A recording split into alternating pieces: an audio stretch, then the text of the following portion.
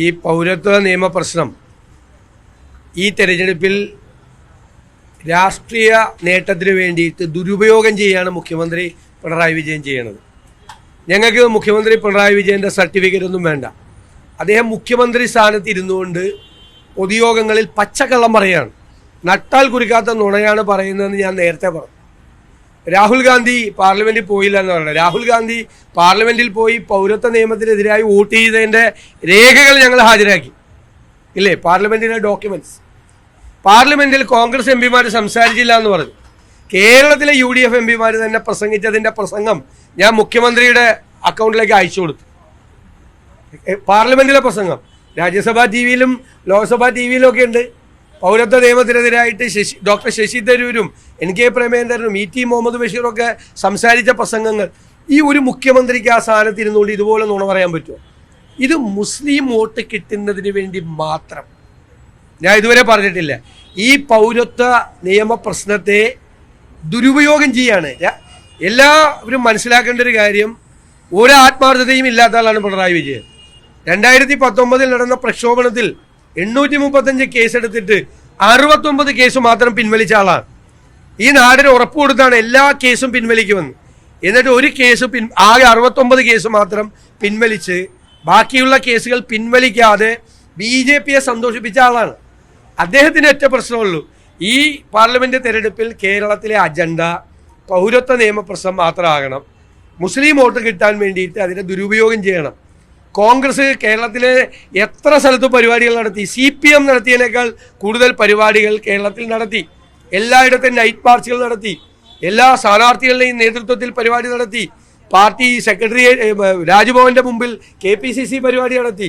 ഇതൊന്നും ഞങ്ങൾക്ക് പിണറായി വിജയനെ ബോധിപ്പിക്കേണ്ട ഒരു കാര്യമില്ല.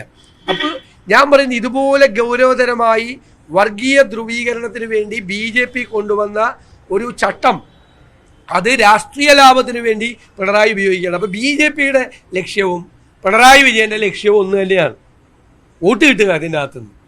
അതാണ് ഞങ്ങൾ പൗരത്വ നിയമത്തെ വോട്ട് കിട്ടാൻ വേണ്ടിയിട്ടുള്ള ആയുധമാക്കി മാറ്റില്ല. രാഹുൽ ഗാന്ധി ഭാരത് ജോഡോ യാത്രയിൽ പ്രസംഗിച്ചില്ല എന്ന് പറയണത്. എന്നാൽ CPM-കാരെ ആരെങ്കിലും പങ്കെടുത്തിട്ടുണ്ടായിരുന്നു ഭാരത് ജോഡോ യാത്രയിൽ രാഹുൽ ഗാന്ധിയുടെ പ്രസംഗം കേൾക്കാൻ? രാഹുൽ ഗാന്ധിയുടെ ഈ CAA-ക്കെതിരായിട്ടുള്ള എത്ര പ്രസംഗങ്ങളാണ് ദേശീയ മാധ്യമങ്ങൾ റിപ്പോർട്ട് ചെയ്തത്? മുഖ്യമന്ത്രി ദേശാഭിമാനി മാത്രം വായിക്കുന്നതുകൊണ്ടാണ് ഇതൊന്നും അറിയാത്തത്. സത്യത്തിൽ മനസ്സിലായില്ലേ? സുരേന്ദ്രന്റെ വയനാട്ടിലേക്കുള്ള വരവിനെ എങ്ങനെയാണ്? അല്ല, BJPക്ക് ഒരു സ്ഥാനാർത്ഥിയെ നിർത്തുന്നതിൽ എന്താ? അത് അവരുടെ സംസ്ഥാന പ്രസിഡന്റാണ് സുരേന്ദ്രൻ. അദ്ദേഹം അവിടെ പോയി മത്സരിക്കട്ടെ. അദ്ദേഹത്തിന്റെ വിധി അതാണ്, അവിടെ പോയി മത്സരിക്കാൻ. അദ്ദേഹം എവിടെ മത്സരിച്ചാലും ഒരു കാര്യമില്ലെന്ന് എല്ലാവർക്കും അറിയാമല്ലോ. അതേ വിസയുടെ കാര്യമൊക്കെ ഞാൻ പറയുന്നത് കേട്ട്. അദ്ദേഹം ഈ പെർമനന്റ് വിസയുമായി നടന്നിട്ട് ഒരു സ്ഥലത്ത് കേരളത്തിലെ ജനങ്ങളെ അടുപ്പിച്ചിട്ടില്ലല്ലോ അദ്ദേഹത്തെ ഇതുവരെ. അദ്ദേഹം മത്സരിക്കട്ടെ. മത്സരിക്കാനൊക്കെയുള്ള അവരുടെ അവകാശത്തെ ഒന്നും ഞങ്ങൾ ചോദ്യം ചെയ്യില്ല. ഞങ്ങൾ ജനാധിപത്യ പ്രസ്ഥാനമാണ്. ഞങ്ങളുടെ എതിരാളികളെ പോലും അവർ മത്സരിക്കട്ടെ, അവർക്കുള്ള അവകാശത്തെ ഒന്നും ഞങ്ങൾ ചോദ്യം ചെയ്യില്ല. കോൺഗ്രസിന്റെ അക്കൗണ്ടുകളൊക്കെ പലരും ഫ്രീസ് ചെയ്തിരിക്കുകയാണ് കേന്ദ്ര സർക്കാർ. അപ്പോൾ ഈ ഇലക്ഷനുള്ള പൈസ അത് ക്രൗഡ് ഫണ്ടിങ്ങിലൂടെ കണ്ടെത്തണമെന്നൊക്കെയുള്ള നിർദ്ദേശം. വളരെ കടുത്ത സാമ്പത്തിക പ്രതിസന്ധിയിലൂടെയാണ് കോൺഗ്രസ് രാജ്യത്ത് എല്ലായിടത്തും മുന്നോട്ട് പോകുന്നത്.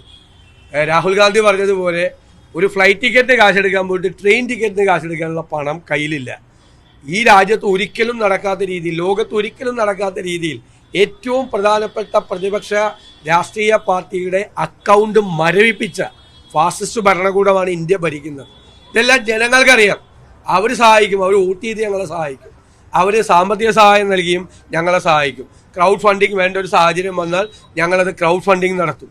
ഇപ്പം തന്നെ ഞങ്ങളുടെ ആളുകൾ വീടുകൾ കയറുമ്പോൾ ആളുകൾ പണം തരാൻ തയ്യാറാണ്. സ്ക്വാഡ് പ്രവർത്തനം നടത്തുമ്പോൾ നിങ്ങളോട് എന്തൊരു ക്രൂരതയാണ് കാണിച്ചിരിക്കുന്നത് BJP എന്ന് പറയുന്ന ദേശീയ ഭരണകൂടം, അവർ നേതൃത്വം നൽകുന്ന ഭരണകൂടം.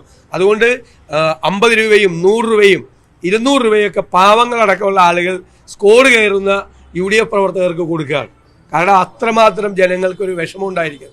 ഒരു ജനാധിപത്യത്തെ ഇങ്ങനെ കുഴിച്ചു മൂടിയാണ് രാജ്യത്ത്.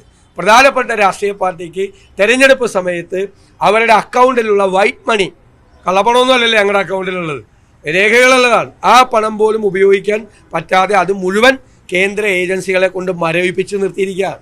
ആ BJP ആയിട്ടാണ് ഞങ്ങളിവിടെ യുദ്ധം ചെയ്യുന്നത്. ആ BJP അധികാരത്തിൽ നിന്ന് താഴെ ഇറക്കാൻ വേണ്ടിയിട്ടാണ് ഞങ്ങളുടെ സ്ഥാനാർത്ഥികൾ മത്സരിക്കുന്നത്. അല്ലാതെ CPM മത്സരിക്കുന്ന പോലെ മരപ്പെട്ടി ചിഹ്നത്തിലും നീരാളി ചിഹ്നത്തിലും മത്സരിക്കാതിരിക്കാൻ, പാർട്ടിയുടെ അംഗീകാരം നഷ്ടപ്പെടാതിരിക്കാൻ വേണ്ടിയിട്ടല്ല ഞങ്ങൾ മത്സരിക്കുന്നത്. ഞങ്ങൾ BJP താഴെ ഇറക്കാനാണ്, ഈ ഫാസിസ്റ്റ് ഭരണകൂടത്തെ താഴെ ഇറക്കാൻ വേണ്ടിയിട്ടാണ് ഞങ്ങൾ ചെയ്യുന്നത്. മുഖ്യമന്ത്രി പറയേണ്ടത് വളരെ ഗൗരവമാർന്ന നിരവധി ചോദ്യങ്ങൾ ഞങ്ങൾ ചോദിച്ചു. മാസപ്പടി ആരോപണവുമായിട്ട് ഗൗരവതരമായ 5 ചോദ്യങ്ങൾ ചോദിച്ചു. ഇതുവരെ വാ തുറന്ന് ഉത്തരം പറഞ്ഞിട്ടില്ല. അദ്ദേഹവും പറഞ്ഞിട്ടില്ല, അദ്ദേഹത്തിൻ്റെ മരുമകൻ മന്ത്രിയും പറഞ്ഞിട്ടില്ല, രണ്ടുപേരും പറഞ്ഞിട്ടില്ല മറുപടി. അല്ലാത്ത ഒരുപാട് കാര്യങ്ങൾ പറയുന്നുണ്ട്.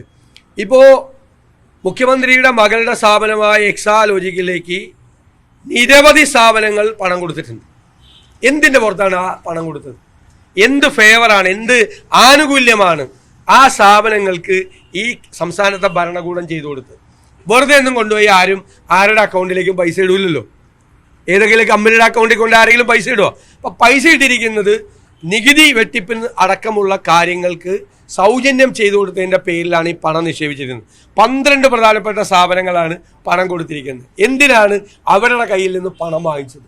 മുഖ്യമന്ത്രി സ്ഥാനത്ത് ഇരുന്നു കൊണ്ട് മകളുടെ കമ്പനിയിലേക്ക് ഇത്രയും വലിയ തുക എങ്ങനെയാണ് കിട്ടിയത് എന്ന് ചോദിച്ചാൽ പറയാനുള്ള ബാധ്യത മുഖ്യമന്ത്രിക്കുണ്ട്. മുഖ്യമന്ത്രി സ്ഥാനത്ത് ഇരുന്നു കൊണ്ടാണ് ഈ അഴിമതി നടത്തിയിരിക്കുന്നത്. അതിന് ഉത്തരം പറയേണ്ട ബാധ്യത മുഖ്യമന്ത്രിക്കുണ്ട്, പറഞ്ഞേ മതിയാവും. അതുകൊണ്ട് തെരഞ്ഞെടുപ്പ് വിഷയങ്ങൾ മാറ്റാൻ വേണ്ടിയിട്ട് എല്ലാ ദിവസവും രാവിലെ പൗരത്വം എന്ന് പറഞ്ഞു വരണ്ട. പൗരത്വ നിയമത്തെ സംബന്ധിച്ച് ദേശീയ തലത്തിലും സംസ്ഥാന തലത്തിലും കോൺഗ്രസിനും UDF-നും അതിശക്തമായ നിലപാടുണ്ട്.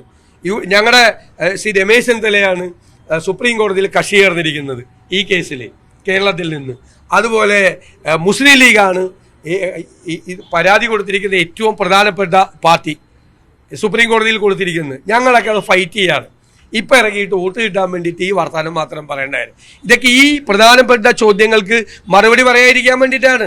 സംസ്ഥാനത്തെ ദയനീയമായ സ്ഥിതി ഇപ്പം പണ്ടില്ലേ, തദ്ദേശ സ്വയംഭരണ സ്ഥാപനങ്ങളുടെ തനത് ഫണ്ട് ട്രഷറിയിലേക്ക് മാറ്റാൻ പറഞ്ഞിരിക്കുക ഗവൺമെന്റ് എന്ത് അധികാരമുള്ളത്? അധികാര വികേന്ദ്രീകരണം വന്നു. പഞ്ചായത്ത് രാജ് നിയമവും നഗരപാലിക നിയമവും പാസ്സാക്കി.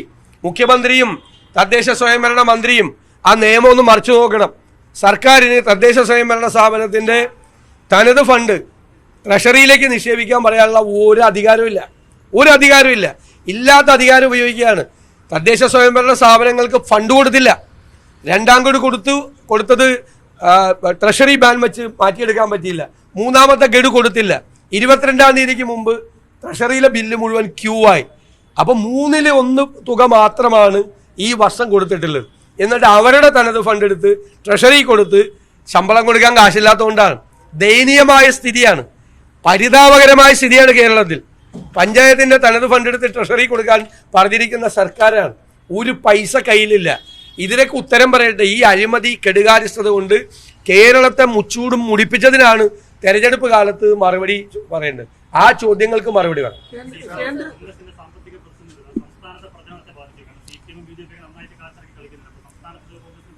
ഞങ്ങൾക്ക് തീർച്ചയായിട്ടും BJP ഇറക്കുന്നത് പോലെ CPM ഇറക്കുന്നത് പോലെ പണം ഇറക്കാൻ കഴിയില്ല.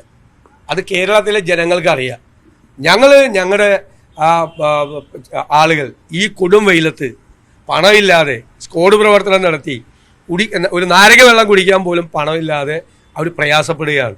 നമ്മുടെ സ്ഥാനാർത്ഥികൾക്കും ഞങ്ങൾക്കും അവർക്ക് ആവശ്യമായ പണം പോലും കൊടുക്കാൻ, പ്രചരണത്തിന് പോലും ആവശ്യമായ പണം കൊടുക്കാൻ കഴിയുന്നില്ല. വളരെ പ്രയാസപ്പെട്ടാണ് കഴിയുന്നത്. കേരളത്തിലെ ജനങ്ങൾക്ക് അത് ബോധ്യമാകും. പ്രചരണങ്ങൾക്കും പണത്തിനും അപ്പുറം ജനാധിപത്യത്തിനാണ് വില എന്ന് കേരളത്തിലെ മതേതര കേരളം, ജനാധിപത്യ കേരളം അല്ലെങ്കിൽ ജനാധിപത്യ ഭാരതം, മതേതര ഭാരതം ഈ സംഘപരിവാർ ശക്തികളെ തെരഞ്ഞെടുപ്പ് ഫലം വരുമ്പോൾ ബോധ്യപ്പെടുത്തി കൊടുക്കും. ഒരു സംശയം. 2 കേന്ദ്രമന്ത്രിമാർ ഓടി നടന്ന് പ്രചാരണം നടത്തുന്നു, അതിനിടയിൽ ചില ഔദ്യോഗിക പരിപാടികളിൽ പങ്കെടുക്കുന്നു, പ്രഖ്യാപനങ്ങൾ നടത്തുന്നു. ഇതിന് CPM പരാതി കൊടുത്തിരിക്കുകയാണ്. എങ്ങനെയാണ് കാണുന്നത്? 2 കൂട്ടർ ഇതാണ് ചെയ്യുന്നത്.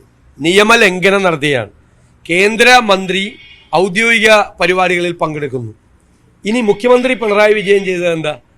അദ്ദേഹത്തിൻ്റെ പ്രസംഗങ്ങൾ ഉൾപ്പെടുന്ന സംഭവം എല്ലാ വീടുകളിലും എത്തിച്ചു.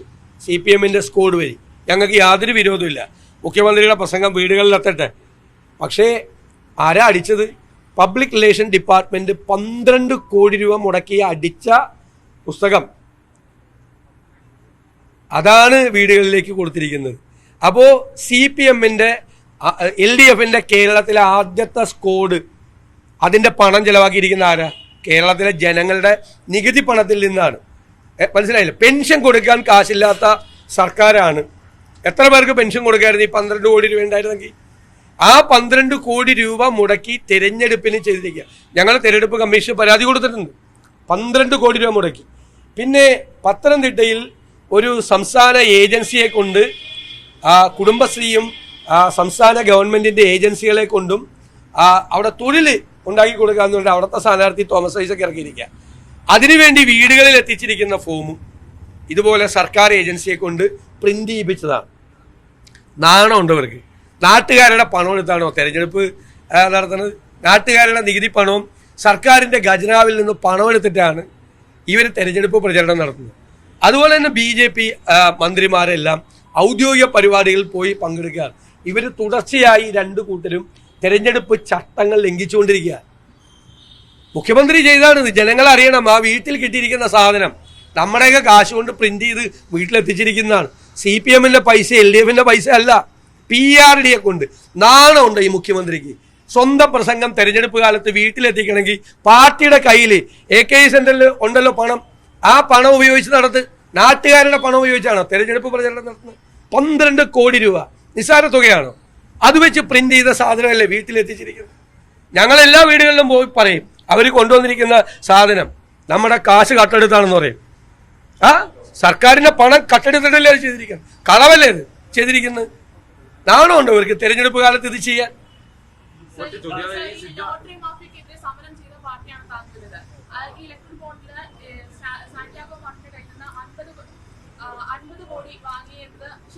Electoral ബോണ്ടിന്റെ details കിട്ടുന്നതല്ലോ, കിട്ടിയിട്ടില്ലല്ലോ. കിട്ടിക്കഴിയുമ്പോൾ പറയാം. അതൊന്നും കിട്ടിയിട്ടില്ല. അതൊക്കെ വാർത്തകൾ മാത്രം. സിദ്ധാർത്ഥന്റെ അച്ഛൻ രാവിലെ എന്നെ വന്ന് കാണുകയുണ്ടായി. അദ്ദേഹത്തിന് വലിയ ഉത്കണ്ഠയാണ്. പോലീസ് അന്വേഷണം നടക്കുന്നില്ല, CBI അന്വേഷണം വൈകുന്നു.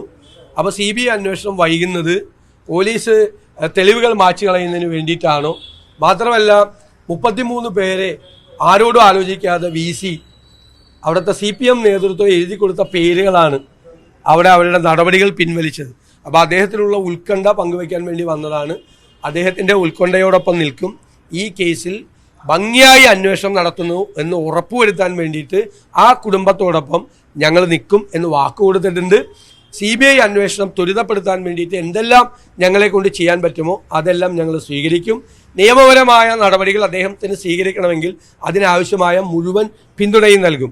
വീണ്ടും ഈ വിഷയത്തിൽ സമരം ആരംഭിക്കേണ്ട ഒരു ഘട്ടമെത്തിയാൽ അതിനുവേണ്ടി തെരഞ്ഞെടുപ്പ് കാലമാണെങ്കിൽ പോലും സമരം ചെയ്യാനും ഞങ്ങൾ മടിക്കുന്നു. അല്ല, ഞങ്ങൾ ഇതുവരെ കിട്ടിയിരിക്കുന്ന ഞങ്ങളുടെ വിവരം, ഒരു CBI അന്വേഷണം നടത്താൻ ആവശ്യമായിട്ടുള്ള പ്രൊസീജിയർ ഫോർമാലിറ്റീസ് ഒന്നും സംസ്ഥാന ഗവൺമെന്റ് നിർവഹിച്ചിട്ടില്ല. തെരഞ്ഞെടുപ്പ് തുടങ്ങാൻ പോകുന്നത് കൊണ്ട് തെരഞ്ഞെടുപ്പിൽ ഇതൊരു വലിയ വിഷയമാകാതിരിക്കുന്നതിന് വേണ്ടിയും നമ്മുടെ യൂത്ത് കോൺഗ്രസ്, മഹിളാ കോൺഗ്രസ്, KSU നടത്തിയ നേതാക്കൾ നടത്തിയ നിരാഹാര സമരത്തിന്റെ പശ്ചാത്തലത്തിലുമാണ് അവർ ഈ CBI അന്വേഷണം പ്രഖ്യാപിച്ചത്. എന്നാൽ CBI അന്വേഷണം മനഃപൂർവ്വമായി വൈകിക്കുന്നതിന് വേണ്ടിയിട്ടുള്ള ഒരു ശ്രമം മുഖ്യമന്ത്രിയുടെ ഓഫീസിലേക്ക് സിദ്ധാർത്ഥിന്റെ അച്ഛൻ വിളിച്ചിട്ട് പോലും വ്യക്തമായ മറുപടി ഇക്കാര്യത്തിൽ കൊടുക്കുന്നില്ല. അപ്പം ഞങ്ങൾ 2 ദിവസം കൂടി നോക്കും. മനഃപൂർവ്വമായി വഹിക്കാനുള്ള ശ്രമം ഇനിയും തുടർന്നാൽ അതിനാവശ്യമായ നടപടികൾ ഞങ്ങൾ സ്വീകരിക്കുക തന്നെ ചെയ്യും.